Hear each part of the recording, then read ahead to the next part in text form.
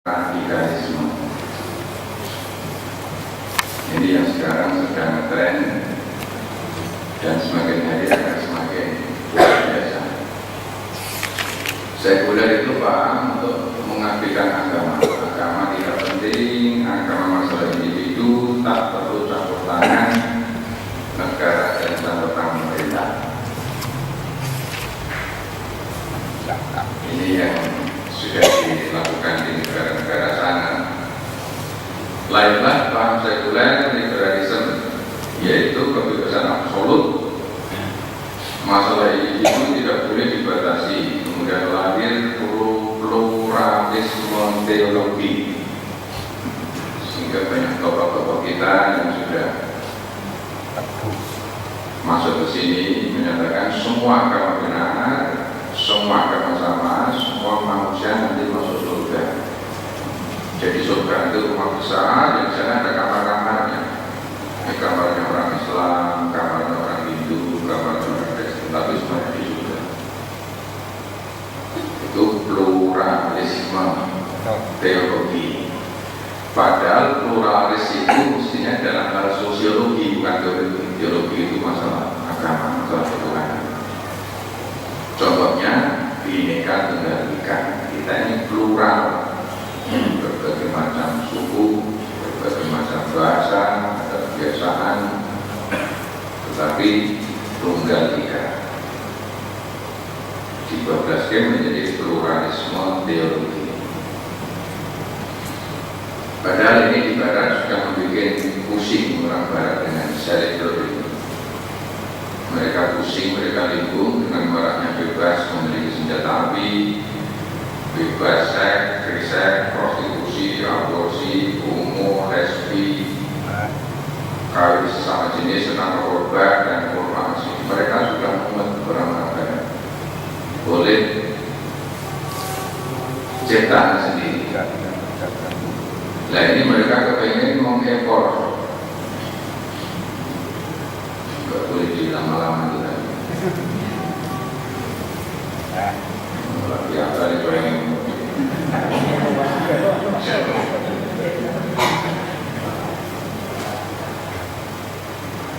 itulah laki-laki, dan yang tadinya itulah wanita.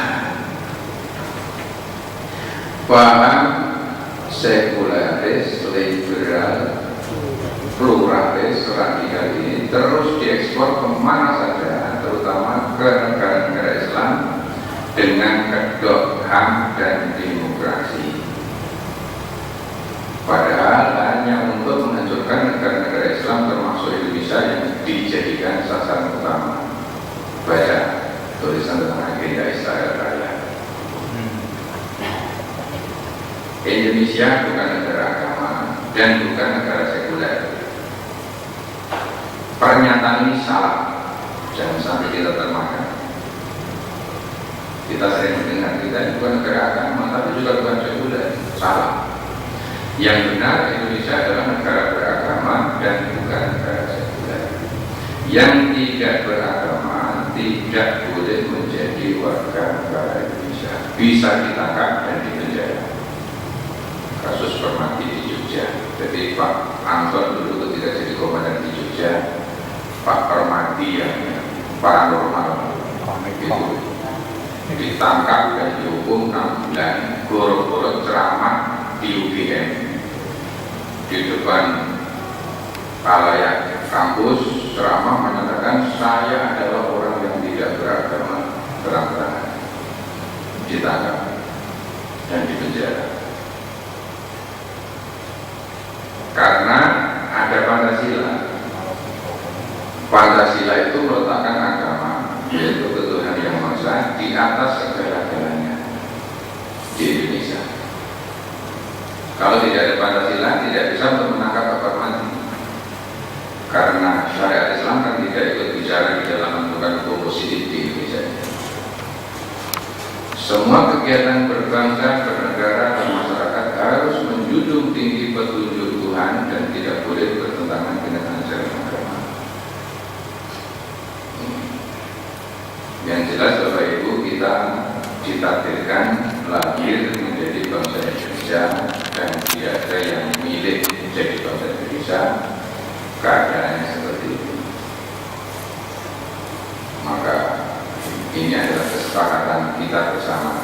kesepakatan semua warga bangsa untuk meletakkan agama sebagai landasan, sebagai acuan di dalam melaksanakan kegiatan berbangsa, bernegara, bermasyarakat, berumah tangga, dan seterusnya.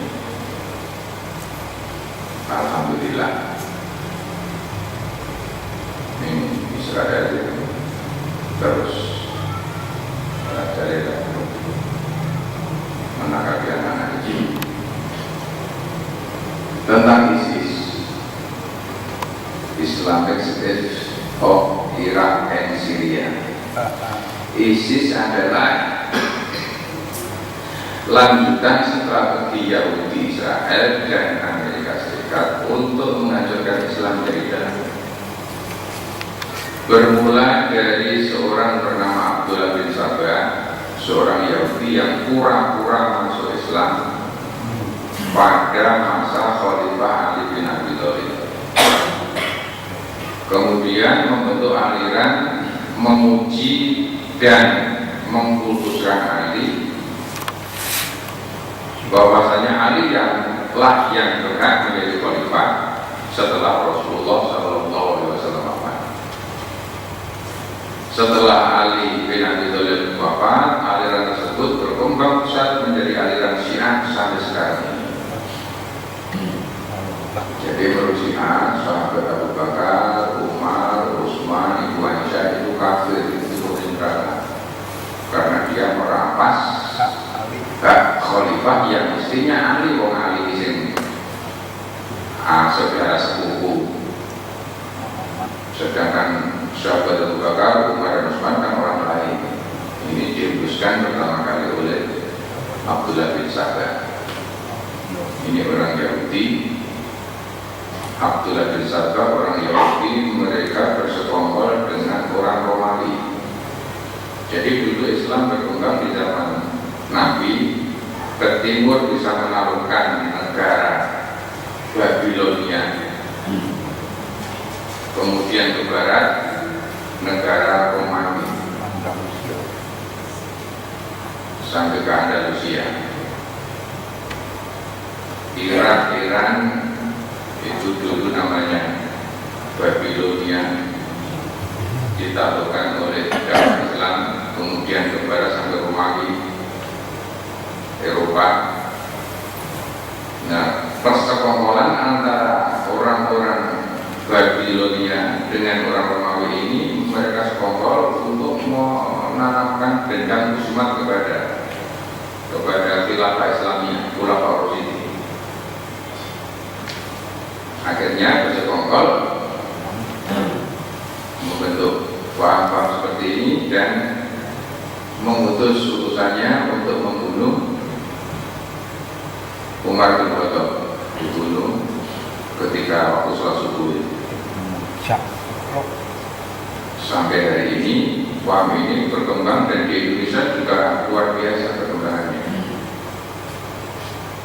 Ini termasuk Salih Blur tadi. Kenapa ISIS masuk Indonesia dan bukan Malaysia?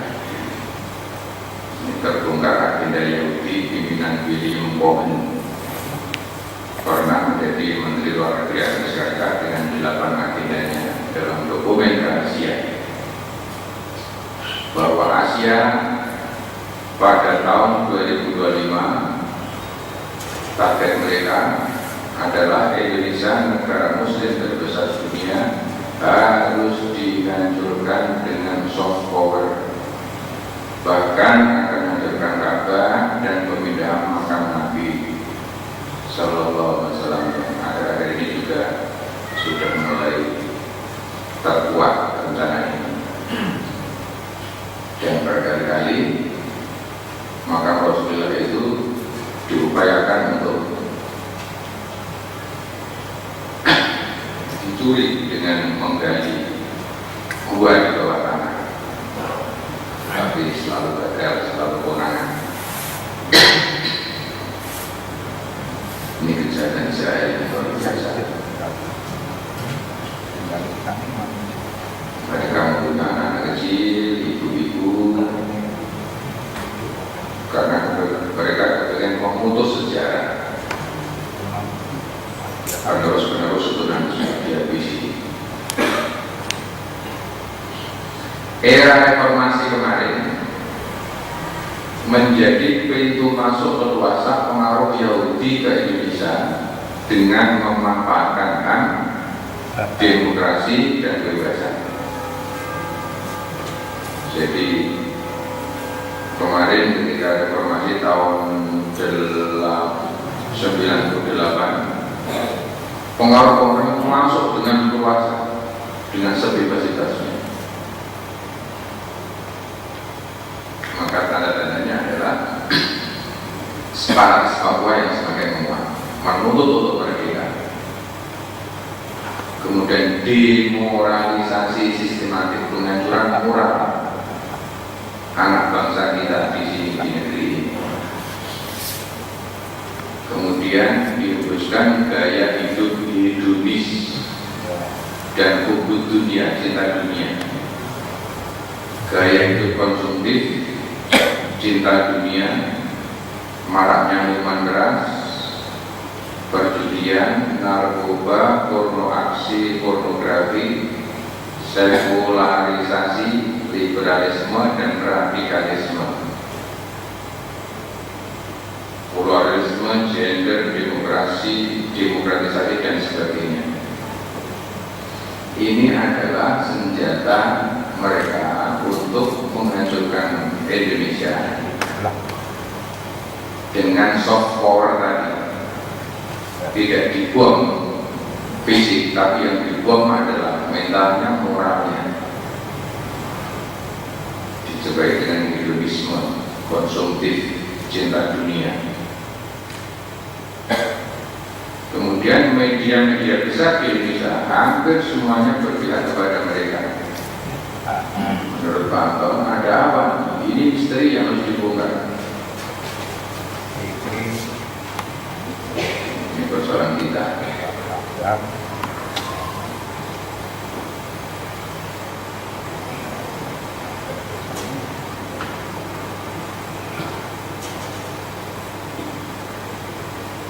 ISIS adalah setan Syiah untuk mendirikan khilafah sedunia melalui Irak dan Suriah untuk melawan imperialis Barat, tetapi sasarannya membasmi kelompok Sunni di Irak dan Suriah.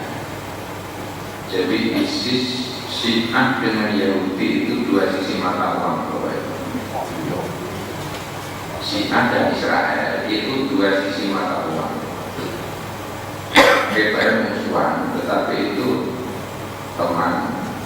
Kalau Syiah itu sasarannya untuk membasmi Sunni itu ahli sunnah. Katanya Indonesia itu mayoritas adalah umat Islam ahli sunnah wal jamaah yang akan dibasmi oleh Syiah. Sedangkan Zionis Yahudi Israel membasmi semua yang bukan mereka, semua umat Islam. Kita karangan tetapi mereka kerjasama. Paham khilafah ISIS dengan cepat mempengaruhi dunia, terutama kaum muslim yang berhaluan keras atau radikal. Banyak muslim dari Eropa, Amerika, Afrika, Asia, juga Indonesia bergabung ikut perang di Irak dan Suriah. Muslim Indonesia yang bergabung 56 orang, 2 tewas, masih 54 orang. Kebanyakan mereka adalah daftar pencarian orang, yaitu teroris dan yang ditangkap semua mengaku telah bayat dan bergabung dengan ISIS. Jadi ISIS ini adalah untuk menghancurkan Islam dari dalam dengan kedua Islam. Ini menjadi betul sabda Rasulullah sallallahu alaihi wasallam.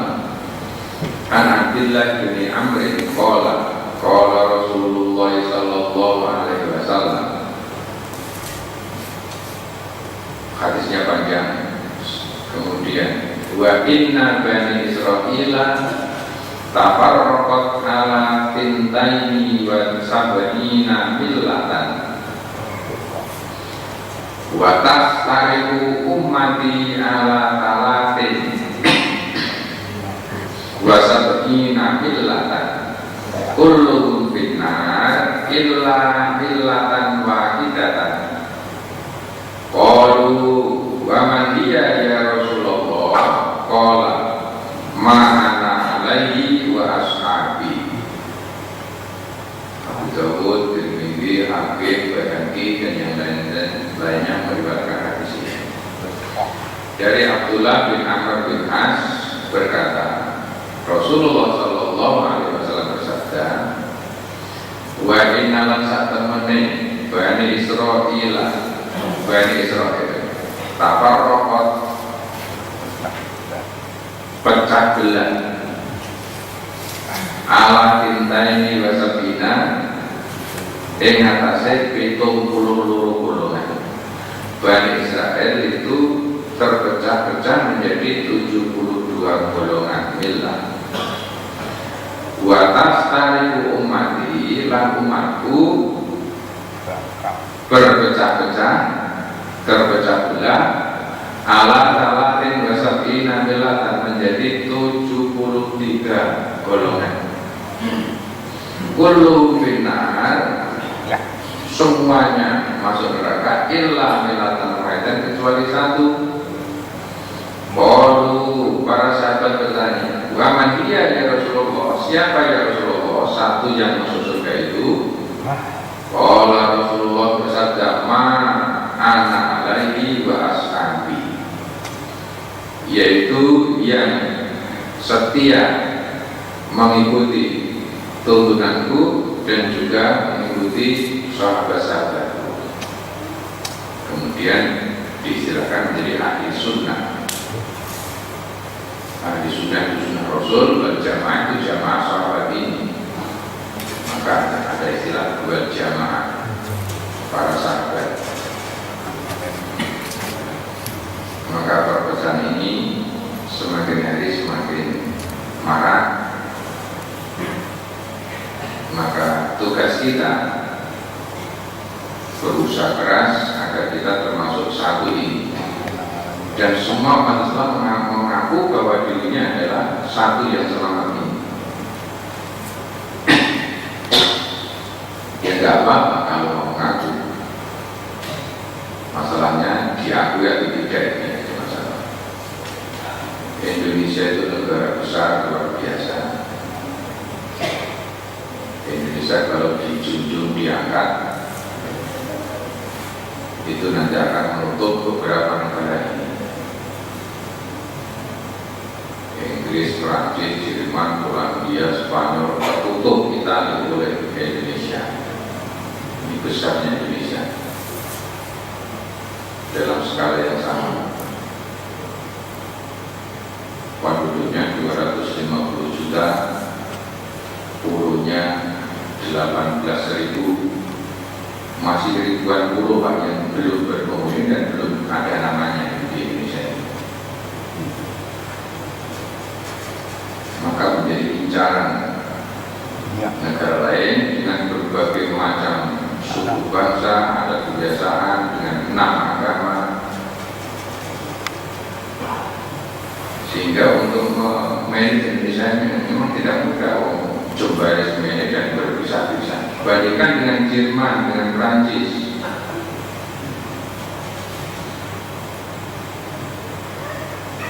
Ini kan Jerman hanya segini, Polandia, Prancis, Italia, Turki, Spanyol. Satu negara, satu suku bangsa, satu bahasa, satu agama. Negara-negara ini sehingga urusnya lebih mudah. Tapi kalau kita, Masya Allah, daerahnya berbeda-beda seperti ini, agamanya macam-macam, kemudian suku bangsanya macam-macam, bahasanya, aliran kepercayaan itu lebih dari 600. Maka gampang sekali untuk dipecah belah.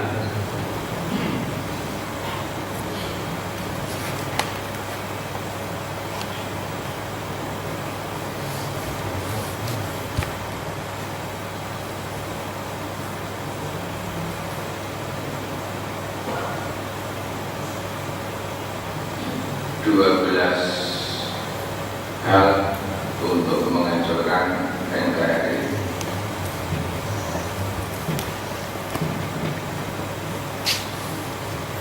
Yang disampaikan oleh Pak Anton kemarin.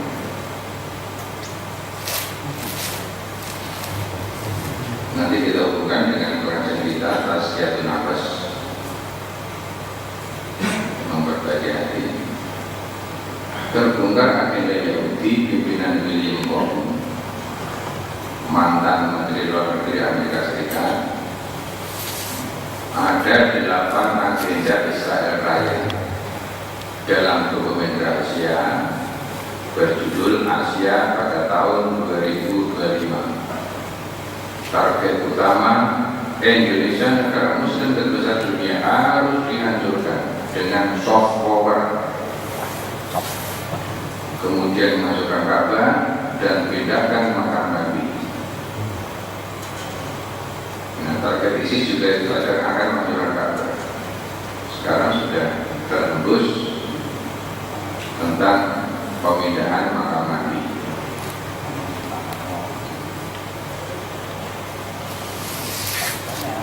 Karena Indonesia adalah negara Muslim, bukan negara Islam. Indonesia bukan negara Islam, tapi negara Muslim. Islam itu agamanya, Muslim orang. Negara yang penduduknya beragama Islam, yang orang-orangnya beragama Islam mayoritas. Maka tadi tidak benar kalau Indonesia itu negara, bukan negara sekuler. Tapi Indonesia adalah negara yang penduduknya beragama Islam dan bukan negara sekuler. Karena Indonesia negara Muslim terbesar dunia, harus dihancurkan. Demikian dokumen rahasia Yahudi Asia pada tahun 2025. Penghancurannya ya seperti yang kita rasakan sekarang ini.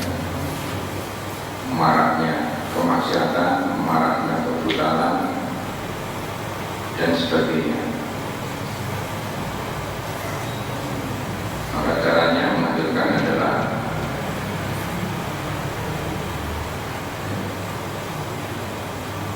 satu, dua, ini bomnya,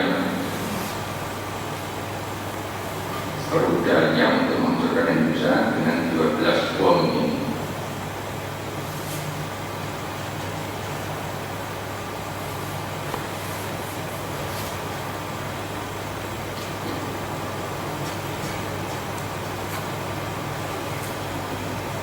Dan ini semuanya sudah kita rasakan betul.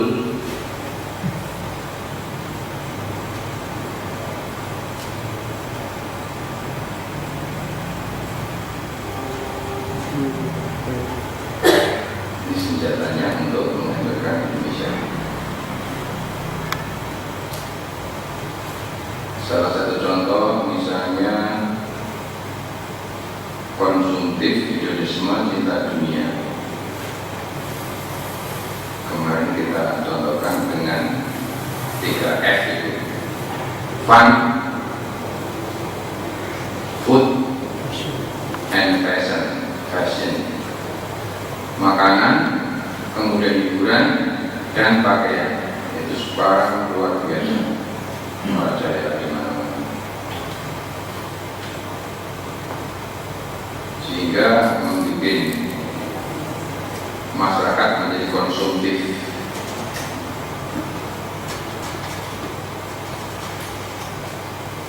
Kita atau anak-anak kita atau generasi muda kita malu sekali ke pasar kok menjual celana bekasnya, itu malu. Betul? Yang pasar kok betul ambil izin pambil dewe di punya pasar gedang di dalam nenek yang mall tuku pakaian yang mahal buangkan luar biasa, iso tuku barang yang mahal yang mewah itu bangga, tetapi kalau menjual nek dodolan malu. Itu contoh hidup konsumtif cita dunia, salah satu contohnya. Maunya hidup mewah tanpa rekoso. Ini senjata yang dihembuskan kepada kita.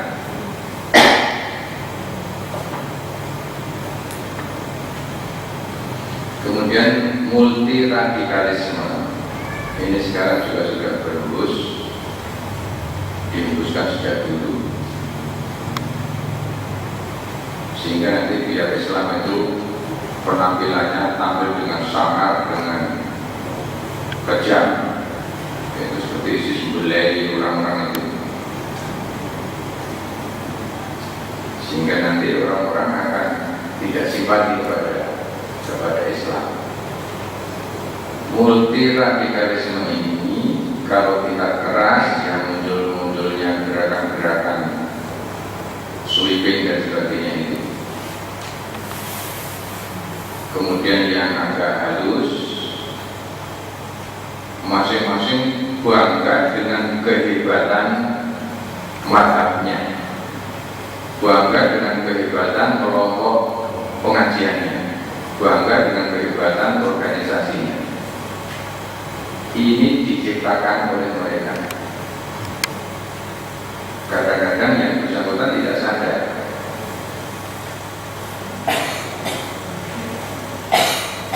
Termasuk ketika akhir-akhir ini kalau ada pengajian itu bawa bendera, berangkat orang bawa bendera dan sebagainya. Ini dari sini munculnya. Tapi tidak sadar kalau dia sedang bicara. Ini kan untuk memancing permusuhan. Yang namanya William Cohen itu arsitek kuno untuk memecah belah masyarakat, arsitek nomor satu di dunia. Ada yang mengamati negara yang didatangi William Cohen itu nanti tunggu sekian tahun lagi pasti akan hancur berantakan. Ada yang mengamati sampai di sana.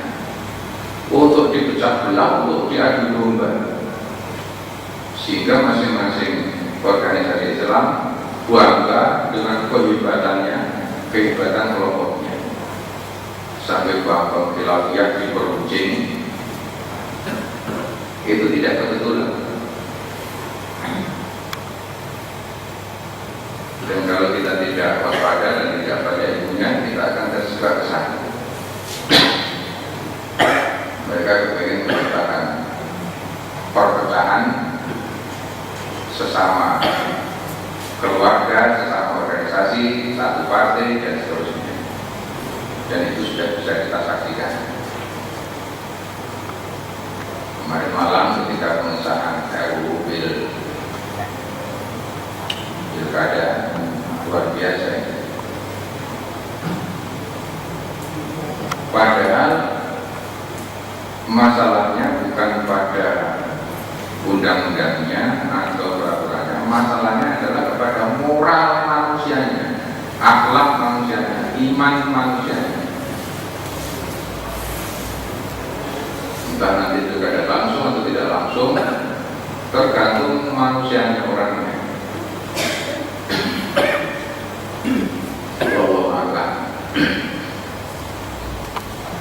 Termasuk nanti hari Sabtu dan Ahad besok, kalau kita jadi ini berhasil di program Gaudi. Sing sholat dari Sabtu ngalah-ngalah sing dino Minggu, sing sholat dari Minggu ngalah-ngalah sing dino Sabtu, dan itu target mereka. Masing-masing merasa paling hebat dan paling benar. Nah, bagaimana solusinya? solusi untuk mengatasi perbedaan pendapat atau perbedaan paham dipelajari semuanya.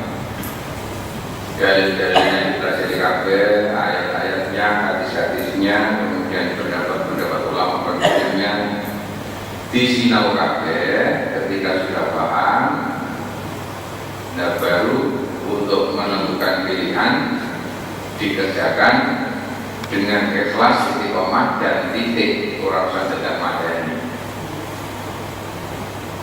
Ini orang madani, orang marah. Karena itu memang diciptakan oleh mereka.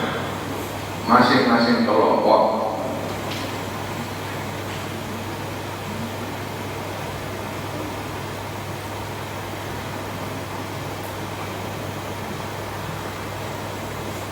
contoh yang nomor satu tadi, tata dunia di tangan Amerika Serikat, salah satu contoh misalnya campur tangan Amerika Serikat dan sekutunya dalam pemilu, dalam pilpres. Mereka tahu harus minta sekutu dulu sana. Pileg, kemudian pemilu beberapa daerah, penyusunan RUU dan undang-undang, penanaman modal asing, kebijakan moneter Bank Indonesia dan lain-lain. Ini semuanya harus minta restu dari ini, termasuk dalam undang-undang ini. Undang-undang kalau saya di bidang pendidikan, termasuk kurikulum ini, sing bikin mereka kurikulum kita ini. Apalagi kurikulum sekolah umum, pesantren saja sudah dicampur tangan kurikulumnya. Dan itu tidak sekarang sejak lama. Dulu saya pernah cerita bahwa madrasah diniyah kita itu yang sore ada tawaran dari pemerintah. Dan itu tidak sadar kalau dia itu menjadi tangan panjang mereka. Pak, madrasah diniyah mungkin pelajaran matematika, pelajaran bahasa Indonesia, pelajaran PPKN, mungkin yang dibantu bos dana bos madrasah sore ini. Dan yang madrasah sore itu pelajaran matematika, bahasa Indonesia, PPKN dan perbedaannya kan ya orang itu ngaji, itu sinau boleh salah. Nah itu duit, itu salah satu contoh yang kita alami. Ini dari sini asal usulnya.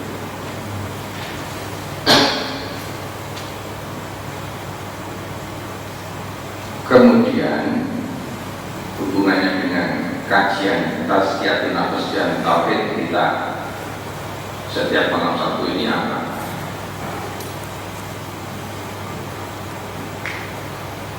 Pertanyaannya, apakah seluruh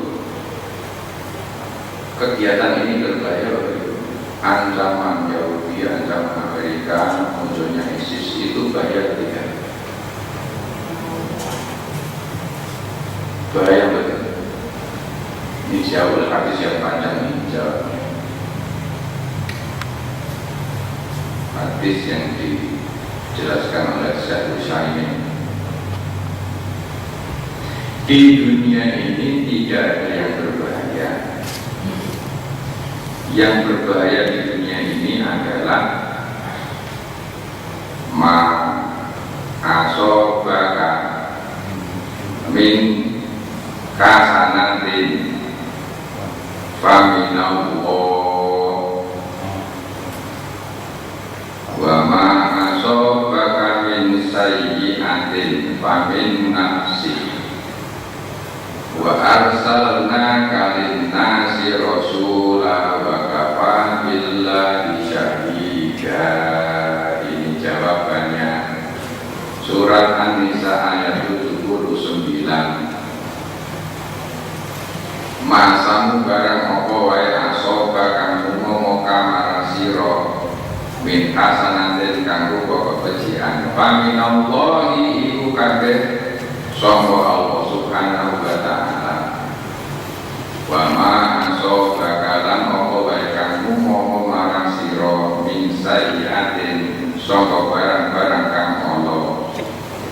Famin nafsika kuya asal usul saka awakmu dhewe. Wa arsalna lan ngutus sapa ingsun ka ing sira Muhammadin nasika manusa rasulan menawa dadi utusan. Wa kafa billahi syahida, cukup Allah saja yang akan menyaksikan perbuatan saya, yang akan membalasi perbuatan saya, yang akan memperhitungkan perbuatan saya. Yang paling berbahaya di dunia ini bukan ancaman Yahudi, bukan ancaman Israel, bukan supaya pilkada langsung, bukan pilkada tidak langsung, tetapi yang berbahaya di dunia ini adalah famin nafsi, diri kita sendiri yang akan membahayakan diri kita. Masuk bakal saya dan famin nafsi, semua kejelekan yang kamu rasakan adalah akibat dari perbuatan kamu sendiri. Famin nafsi, dari dirimu sendiri. Ancaman orang lain tidak berbahaya, hinaan orang lain tidak berbahaya, fitnah orang lain tidak berbahaya, dikemplang hutang oleh orang lain tidak berbahaya, diancam orang lain tidak berbahaya. Betul? Nah, buatan turun jam, berapa ini ngambil loh. Yang berbahaya ketika kita mengulang utang, itu yang berbahaya. Yang berbahaya ketika kita memfitnah, yang berbahaya ketika kita mengancam, yang berbahaya ketika kita menyakiti orang lain. Itu yang berbahaya. Kalau kita disakiti oleh orang lain, itu hadiah. Hadiah apa? Dosa kita dikurangi, pahala kita ditambah. Ini hubungannya dengan kajian tauhid dan tazkiyatun nafs, masalah bagian syahadat dalam dunia sudah tadi itu tidak berbahaya.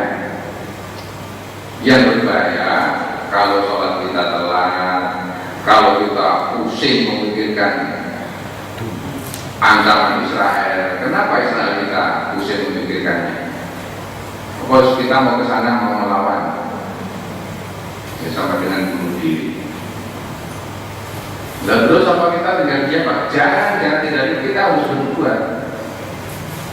Karena itu kezaliman harus memerangi kemungkaran, paling lupa ya harus kita ubah. Enggak bisa dengan diati, ya pabilisani, enggak bisa pabilisani, pabilolki. Maka yang harus kita lakukan untuk melawan kejahatan Israel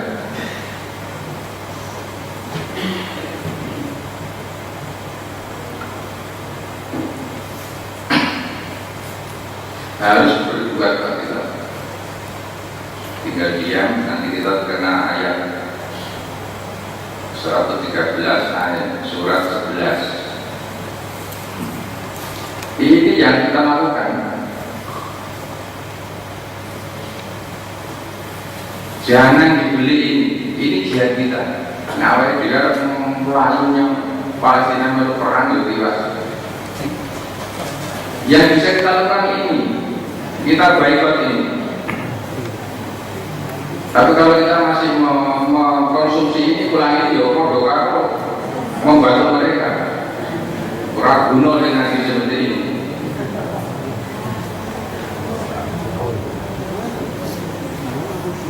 Ini yang bisa kita lakukan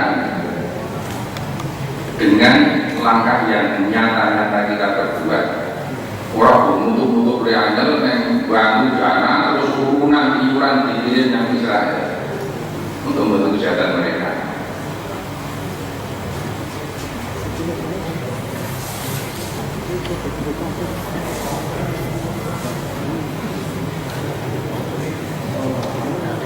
Kalau memang kita konsisten untuk membela agama kita.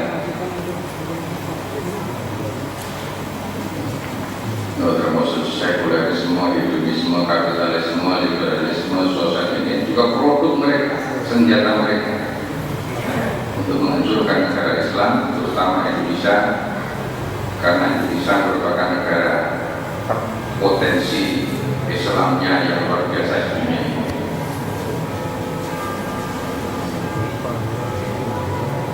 Kita hanya tidak membeli, Bapak,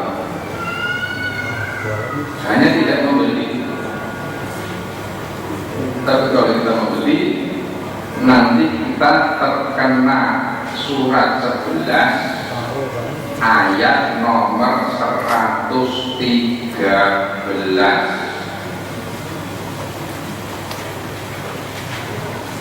Wala tarkanu ilal ladzina dzalamu fatamassakumun naru wa ma lakum min dunillahi min awliya tsumma la tunsarun. Wala tarkanu, kalau kita terjemahkan bebas, ojo dohunan. Wala tarkanu ojo dohunan ilal dzalamu murni wong dolim, bantu dana nyumbang bersama bebas. Pada masa kumunau kamu akan keselomot api neraka. Wa malakum min dunillahi min awliya, tidak akan yang menolong kepada oleh yang tidak ada yang menolong kamu. Tsumma sorun, kamu tidak akan tertolong. Allah tidak akan menolong kamu dan tidak ada yang bisa menolong kamu kalau Allah tidak menolong. Wala kamu jangan menjadi bagian dari orang boleh, bagian sumber dananya, mendukungnya dan sebagainya. Ini yang bisa kita lakukan sebagai langkah nyata, karena kalau kita tidak lakukan ini, ya kita enggak mungkin tauhid kita akan bisa bagus, jadi kita bisa bersih memenuhi kejahatan.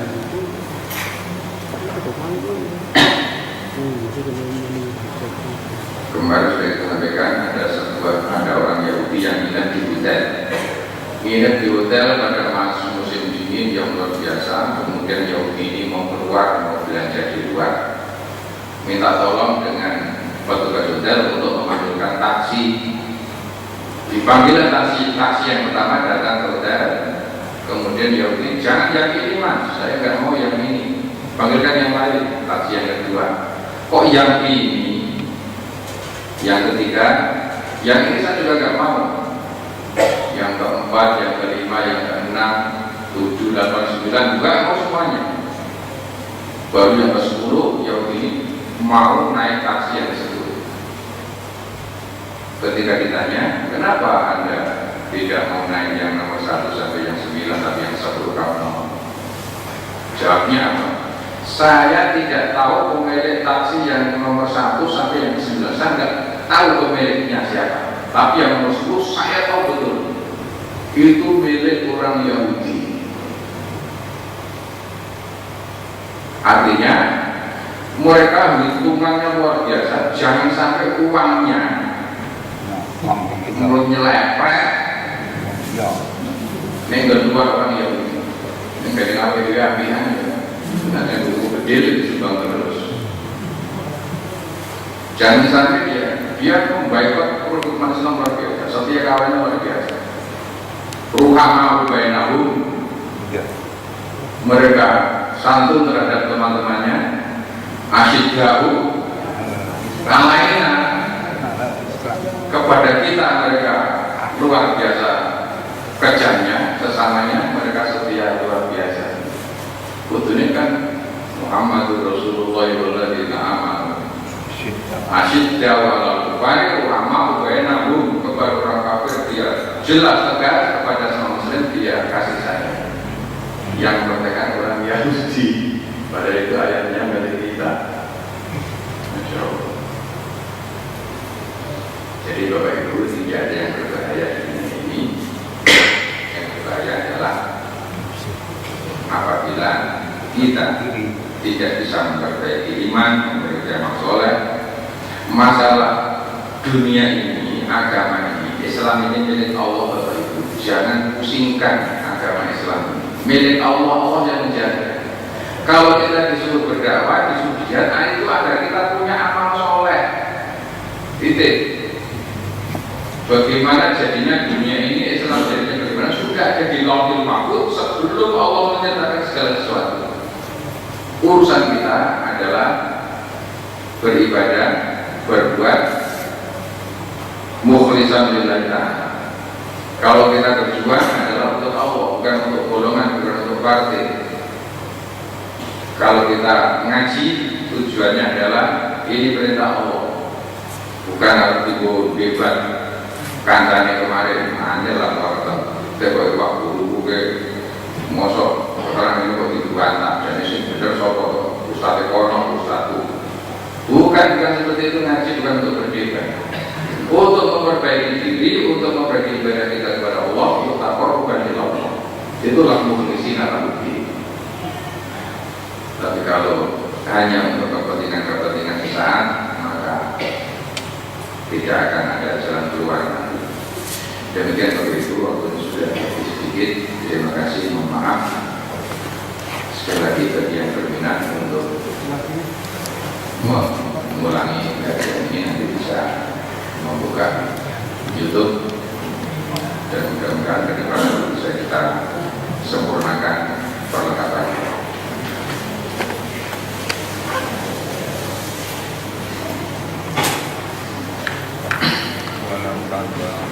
Untuk laporan keuangan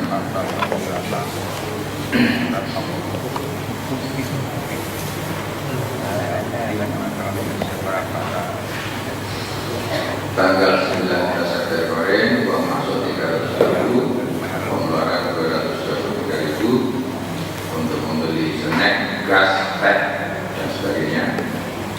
Kemudian saldonya masih 3.609.600 rupiah. Mudah-mudahan jadi amal jari kita bersama-sama. Amin ya rabbal alamin. Semua khilaf dan salah, mohon maaf. Kita akhiri dengan subhanakallahumma wa bihamdika asyhadu an la ilaha illa anta astaghfiruka wa atubu ilaik. Assalamualaikum warahmatullahi wabarakatuh.